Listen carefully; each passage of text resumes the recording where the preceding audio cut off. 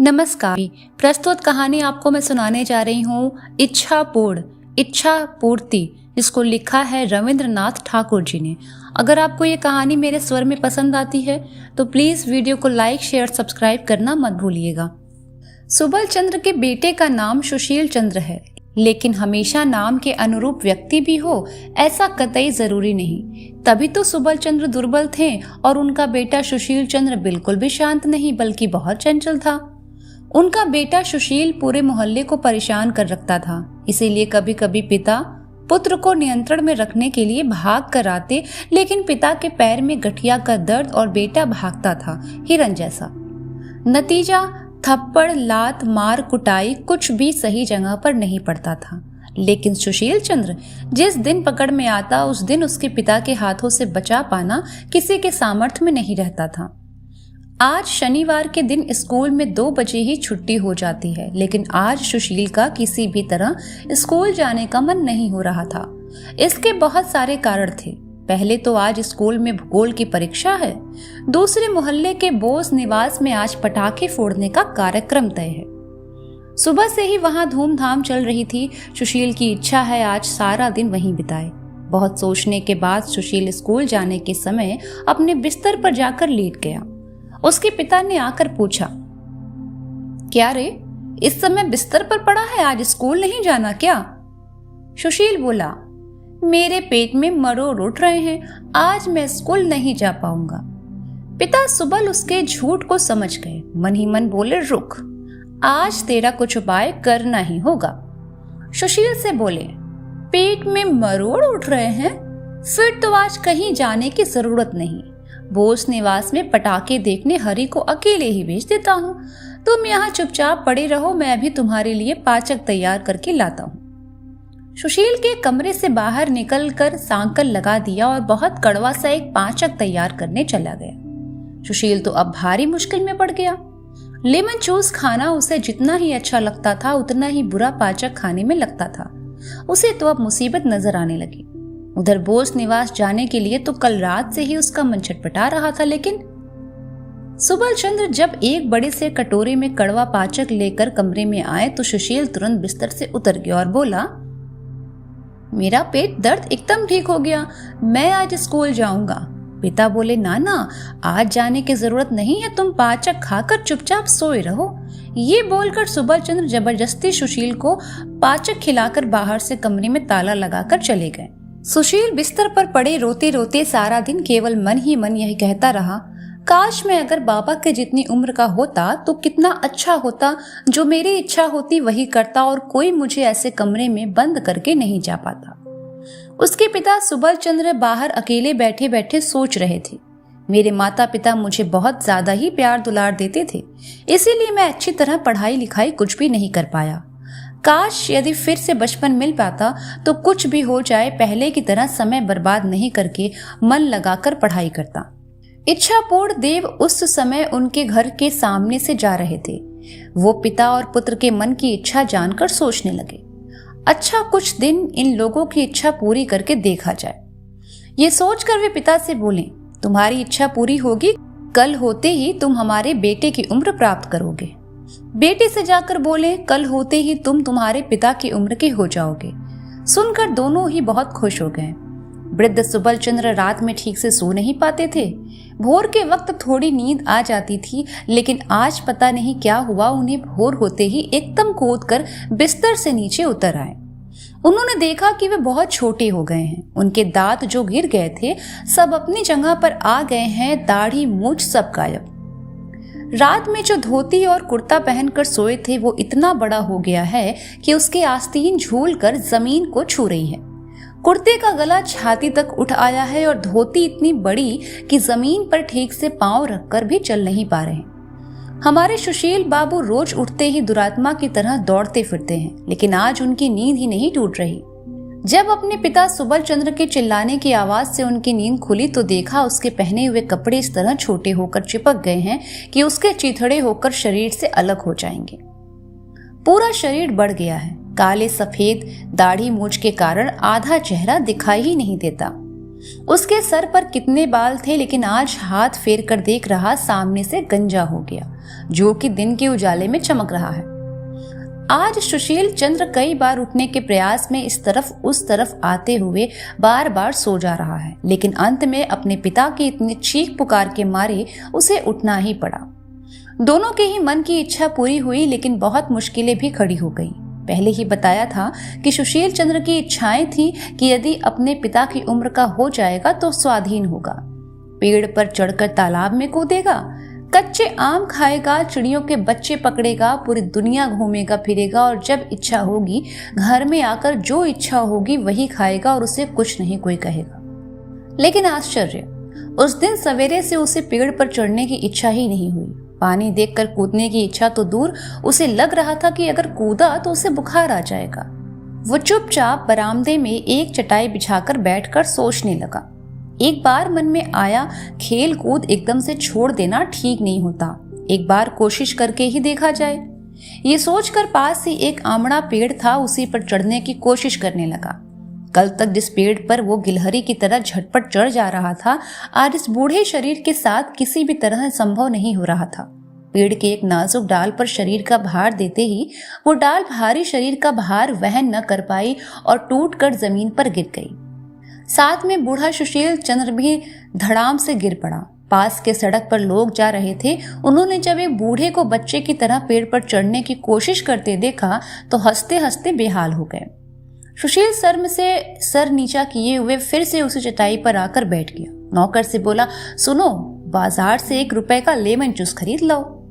Lemon juice का सुशील चंद्र को विशेष लोभ न था। स्कूल के पास के दुकान में वो रंग बिरंगे लेमन जूस सजाया हुआ देखता, 2-4 पैसे जो भी मिलते उसी से लेमन जूस खाता था। सोचता था जब पिता की जितना बड़ा हो जाएगा तब पॉकेट भर भर के लेमन जूस खरीदेगा और जी भर के खाएगा। आज नौकर 1 रुपए में ढेर सारा लेमन जूस खरीद कर ला दिया। उसी में से एक उठाकर उसने अपने दंत विहीन मुख में डालकर चूसने लगा, लेकिन बूढ़े मुंह में बच्चों की पसंद का लोजेंस स्वाद मुताबिक नहीं होता, बल्कि बेस्वाद लग रहा था। एक बार सोचा ये सब छोटे हो गए, बाबा को खिलाया जाए, लेकिन दूसरे ही पल सोचा ना, देना ठीक नहीं होगा, ये सब खाकर तबीयत खराब हो जाएगी। कल तक जो लड़के छोटे सुशील चंद्र के साथ कबड्डी खेलने आते थे, आज वो बूढ़े सुशील चंद्र को देखकर छिटक कर दूर चले गए। सुशील सोचा करता था पिता की तरह आजाद होने पर वो सारा दिन अपने लड़के दोस्तों के साथ डूडू आवाज करते हुए कबड्डी खेलता रहेगा। लेकिन आज राखाल, गोपाल, निवारण, अक्षय, हरीश को देखकर मन ही मन खींच उठा। सोचा अभी चुपचाप यहाँ बैठा हूँ, अभी लड़के आएंगे और अचानक ही हुड़दंग मचाने लगेंगे। पहले ही बताया है, सुबल चंद्र अपने बरामदे में बैठकर रोज सोचा करते थे, जब मैं छोटा था शैतानी कर करके केवल समय ही बर्बाद किया था। अगर बचपन दोबारा मिल जाए तो एक बार शांत और अच्छे बच्चे की तरह सारा दिन कमरे का दरवाजा बंद करके सिर्फ पढ़ाई लिखाई करूंगा। यहाँ तक कि शाम को दादी माँ के पास कहानी सुनने भी नहीं जाऊंगा। रात 10-11 बजे तक प्रदीप जलाकर पढ़ाई पूरी करूंगा, लेकिन बचपन वापस पाकर वो किसी भी तरह स्कूल जाने को तैयार नहीं। सुशील तंग होकर बोलता, बाबा स्कूल नहीं जाएंगे क्या? सुबल चंद्र मुंह नीचे कर कर सर खुजाते हुए धीरे धीरे कहते, आज मेरे पेट में मरोड़ उठ रहे हैं, आज स्कूल नहीं जा सकूंगा। सुशील चंद्र नाराज होकर बोला, जाएंगे कैसे नहीं? स्कूल जाते समय मेरा भी इस तरह खूब पेट दर्द हुआ है, मैं ये सब खूब जानता हूँ। छोटा सुशील नित नए उपाय निकाल कर स्कूल से अनुपस्थित रहता था कि इस वक्त सुबल चंद्र का उसे झांसा देने का भी कोई उपाय व्यर्थ था। सुशील जबरदस्ती छोटे पिता को स्कूल भेजने लगा। स्कूल से लौटकर छोटा पिता खेलने कूदने और उधम मचाने लग जाता, लेकिन उसी समय वृद्ध सुशील चंद्र एक रामायण की किताब लेकर सस्वर पाठ करना आरंभ कर देते। सुबल चंद्र के उधम मचाने के कारण वृद्ध पुत्र के पढ़ने में व्यवधान उत्पन्न होता था, इसीलिए छोटे पिता को नियंत्रण में रखने के लिए उसे एक स्लेट पकड़ा देता, जिसमें बहुत कठिन कठिन गणित के सवाल होते। इतने कठिन सवालों में से एक ही हल करने में छोटे पिता का 1 घंटा निकल जाता। शाम को बूढ़े सुशील चंद्र के कमरे में और कई बूढ़े मिलकर शतरंज खेला करते। उस समय सुबल चंद्र को ठंडा रखने के लिए सुशील चंद्र ने एक मास्टर रख दिया। मास्टर रात 10 बजे तक उसे पढ़ाता रहता। भोजन के विषय में सुशील बड़ा कड़क था, क्योंकि उसके पिता सुबल चंद्र जब वृद्ध थे उन्हें अपना खाना ठीक से हजम नहीं होता था। थोड़ा सा भी खा ले ज्यादा या खट्टा खा लें तो डकार आने लगते थे। ये बात सुशील चंद्र को अच्छी तरह याद थी, इसीलिए वो अपने पिता को कैसे भी अधिक खाने नहीं देता था। इधर सुबल चंद्र के छोटे हो जाने के बाद से पेट में जैसे आग लगी रहती, हमेशा ही भूख लगती, जैसे पत्थर भी खाए तो हजम हो जाए, ऐसी स्थिति हो गई थी। सुशील उन्हें इतना कम खाने देता कि भूख के मारे वो छटपट करते, अंत में सूख कर उनके शरीर की हड्डियां बाहर दिखने लगती। सुशील सोचा जरूर कोई बड़ी गंभीर बीमारी हुई है, इसीलिए वो तरह तरह की दवाइयां खिलाने लगा।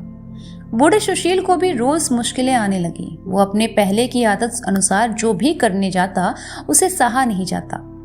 पहले मोहल्ले में कहीं भी नाटक नौटंकी की खबर सुनता तो घर से भाग कर ठीक पहुंच जाता था, चाहे जाड़ा बरसात कुछ भी हो। आज का सुशील ऐसा करते हुए सर्दी लगकर खांसी शरीर दर्द के साथ 3 सप्ताह के लिए बिस्तर पकड़ लिया। हमेशा से ही वो तालाब में नहाता है, लेकिन आज भी वही करने से हाथ पांव में गठिया का दर्द और सूजन उभर आया, जिसकी चिकित्सा करने से वह 6 महीने लग गए। उसके बाद से ही वो गर्म पानी में ही नहाता है और पिता सुबल चंद्र को भी तालाब में नहाने जाने नहीं देता। पुरानी आदत मुताबिक भूल कर जब भी पलंग से कूद कर उतरने जाता तो हाथ पैर की हड्डियां टनटना जाती हैं। मुंह में एक पूरा पान ठूसकर उसे ध्यान आता कि उसे दांत नहीं है, चबाने में बहुत ही कष्ट है। बाल संवारने के लिए कंघी सर पर चलाते ही याद आता कि सर पर तो बाल ही नहीं है। जब कभी ये भूल जाता है कि वो अपने पिता की उम्र का हो गया है और उसे पहले की तरह शैतानी करते हुए बूढ़ी आनंदी बुआ की मटकी पर पत्थर मारने लगता तो लोग बूढ़े को बच्चों की तरह शरारत करते देख मारो मारो चिल्लाकर मारने दौड़ते। तब तो खुद ही संकोच में पड़कर चुपचाप घर में घुस जाता। सुबल चंद्र भी कभी कभी भूल जाता कि वो अब बूढ़ा से छोकरा हो गया है और जाकर वहां बैठ जाता जहां और बूढ़े लोग ताश पासा खेल रहे होते और बूढ़ों की तरह ही बातें करता, तो वहां लोग उसे भगाने लगते, कहते जाओ जाओ जाकर खेलो, यहाँ बैठकर बड़ों के बीच बड़ा बनने की चेष्टा मत करो। अचानक भूल कर मास्टर से भी बोल पड़ता, जरा तंबाकू तो दो, तलब लगी है। सुनकर मास्टर जी उसे एक पांव पर बेंच पर खड़ा कर देते। इसी तरह एक दिन नाई को बोला, कितने दिन हो गए तो मेरी दाढ़ी बनाने नहीं आया। नाई भी उसकी ओर देखकर जवाब दिया, आऊंगा और 10 साल बीतने दो फिर आऊंगा। फिर कभी कभी आदत मुताबिक जाकर अपने बेटे सुशील को पीटता तो सुशील उससे कहता, पढ़ाई लिखाई करके यही शिक्षा मिली है, एक रत्ती लड़का और बड़ों पर हाथ उठाना। वैसे आसपास लोग जमा हो जाते हैं और कोई थप्पड़ तो कोई डांट तो कोई उसको समझाने लगता। तब सुबल एकनिष्ठ होकर प्रार्थना करने लगता, आहा, अगर मैं अपने बेटे सुशील की तरह बूढ़ा हो जाऊं और आजाद रहूं तो कितना अच्छा ही हो जाए। इधर सुशील भी मन ही मन हाथ जोड़कर प्रार्थना करता, हे देवता, मुझे मेरे पिता की तरह छोटा कर दो, कितना अच्छा होगा, मैं पहले की तरह ही खेल कूद घूमना फिरना कर सकूंगा। पिताजी ने जिस तरह शैतानी करने लगे हैं उन्हें अब और समय संभाल नहीं सकता, पहले ही तो अच्छा था। तब इच्छा पूर्ण देवता आकर बोले, कैसा लग रहा है, तुम दोनों की इच्छा पूरी हो गई ना, शौक मिट गया या नहीं? दोनों ही साष्टांग होकर देवता से बोले, दुहाई हो, हम जैसे थे हमें फिर से वैसा ही बना दीजिए, सब शौक मिट गए। देवता बोले, ठीक है, कल सुबह नींद से जागने पर तुम दोनों पूर्ववत हो जाओगे। दूसरे दिन सुबल चंद्र फिर से बूढ़े और सुशील फिर से बच्चा बन गया। दोनों को लगा जैसे कोई सपना देखकर अभी नींद से जागे हों। सुबल चंद्र आवाज भारी करके आवाज लगाएं, सुशील, व्याकरण याद नहीं करना है। सुशील सर खुजाते हुए मुंह नीचा करके बोला, पिताजी, मेरी व्याकरण की किताब खो गई है।